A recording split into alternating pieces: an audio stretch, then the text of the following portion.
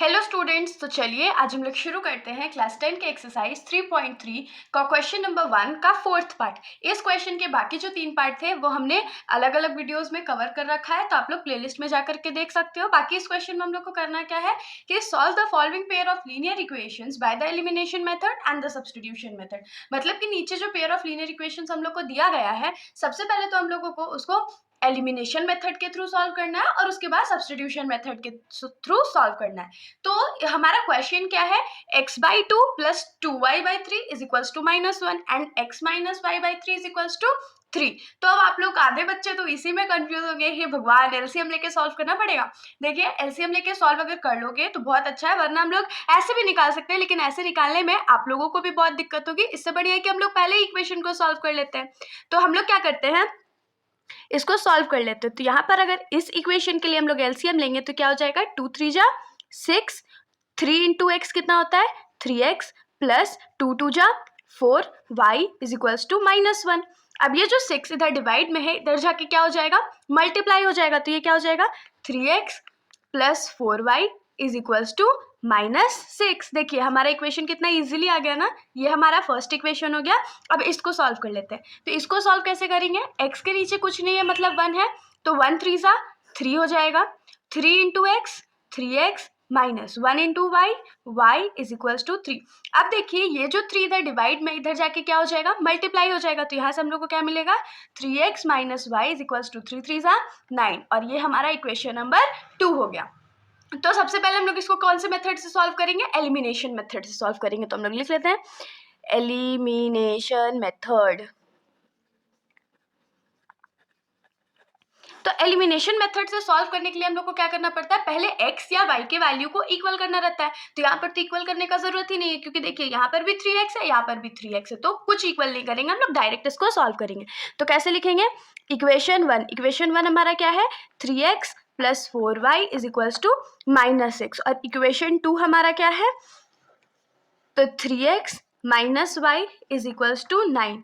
ये माइनस हो गया, ये प्लस हो गया, ये माइनस हो जाएगा, साइन चेंज कर देंगे क्योंकि इन दोनों का जो साइन था वो सेम था। तो plus 3x minus 3x cut गया ना, तो अब प्लस प्लस प्लस हो जाएगा, तो 4 + 1 5y is equals to minus minus plus, लेकिन साइन माइनस का, तो 6 + 9 कितना होता है, तो 15 होता है। अब y का जो वैल्यू यहाँ से क्या आएगा, -15/5, क्योंकि 5 y के साथ मल्टीप्लाई में था तो इधर आके डिवाइड हो जाएगा।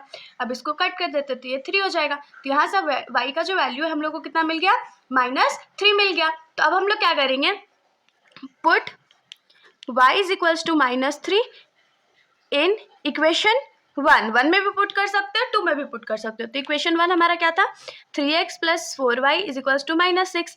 तो 3 into -3 plus 4y is equals to -6। Sorry थोड़ा सा मिस्टेक हो गया, यहाँ पर x का वैल्यू हम लोग को नहीं पुट करना है, y का वैल्यू पुट करना है। तो ये क्या हो जाएगा, 3x plus 4 into -3 is equals to -6। तो 3x इज इक्वल्स टू क्या हो जाएगा, या प्लस 4 3 सा 12, लेकिन माइनस भी तो था ना, तो ये -12 हो गया, और ये इज इक्वल्स टू -6 हो गया। तो 12 जो इस साइड माइनस में था वो लेफ्ट साइड जाके क्या हो जाएगा, प्लस हो जाएगा।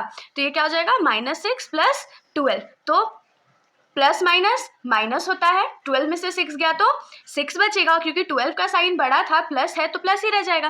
तो यहाँ से x का वैल्यू हम लोग को क्या मिलेगा, 6/3 क्यों, क्योंकि 3 x के साथ मल्टीप्लाई में है तो राइट साइड जाके वो डिवाइड हो जाएगा। अब इसको कट कर देते हैं, तो यहाँ से x का वैल्यू हम लोग को क्या मिलेगा, 2 मिल जाएगा। तो देयरफॉर x का वैल्यू 2 है और y का वैल्यू -3 है। तो ये तो रहा हमारा एलिमिनेशन मेथड। लेकिन हम लोग को और कौन से मेथड से सॉल्व करना था, सब्स्टिट्यूशन मेथड से। तो चलिए हम लोग सब्स्टिट्यूशन मेथड से भी सॉल्व कर लेते हैं।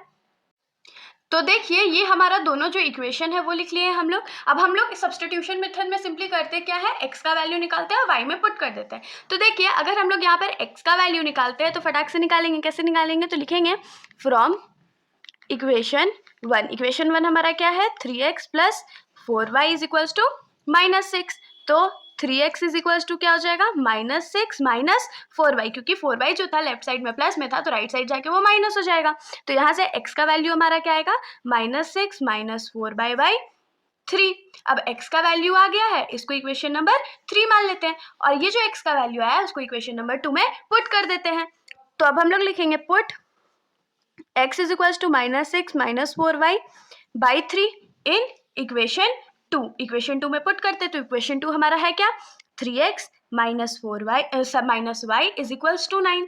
तो 3 और x की जगह क्या लिखेंगे, -6 minus 4y y, 3 minus y is equals to 9। 3 और 3 कट गया, तो यहाँ पर हमारे पास क्या बचेगा, -6 minus 4y minus y is equals to 9। तो देखिए ये जो 6 है इसको अगर राइट साइड भेजेंगे तो वो प्लस में हो जाएगा ना, तो 9 + 6 हो गया, और इधर क्या बचेगा, माइनस माइनस प्लस, लेकिन साइन माइनस का, तो 5 + 4 + 1 5 हो गया। -5 इज इक्वल्स टू 9 + 6 कितना होता है, 15 होता है।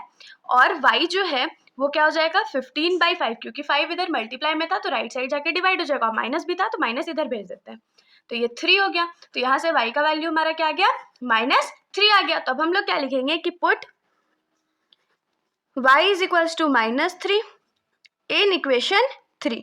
इक्वेशन 3 में हम लोग उसको पुट कर लेते हैं, तो इक्वेशन 3 हमारा क्या था, x is equals to -6 minus 4y/3। तो -6 माइनस 4y क्या हो जाएगा, 4 इंटू -3/3, तो -6 रहेगा, यहाँ माइनस माइनस प्लस हो गया, 4 3 ज़ा 12/3। अब प्लस माइनस क्या हो जाएगा, माइनस हो जाएगा, 12 माइनस 6 हो गया, और बाई 3, तो इसको कट कर देते हैं 2, तो x का वैल्यू यहाँ पर हमारा क्या आ गया, 2। तो पिछले बार भी तो हमारा x का वैल्यू 2 और y का वैल्यू -3 आया था, मतलब कि हम लोग का सॉल्यूशन जो है वो एकदम करेक्ट बना है। तो इसके साथ हमारा जो ये सॉल्यूशन है यहीं पर खत्म हो जाता है। अगर आप लोगों को कोई भी डाउट हो तो आप लोग कमेंट सेक्शन में पूछ सकते हैं, वरना अगर आप लोगों को वीडियो अच्छी लगी हो तो वीडियो को लाइक कर दीजिएगा, और मेरे चैनल को बिना सब्सक्राइब किए कहीं मत जाइएगा। Thank you.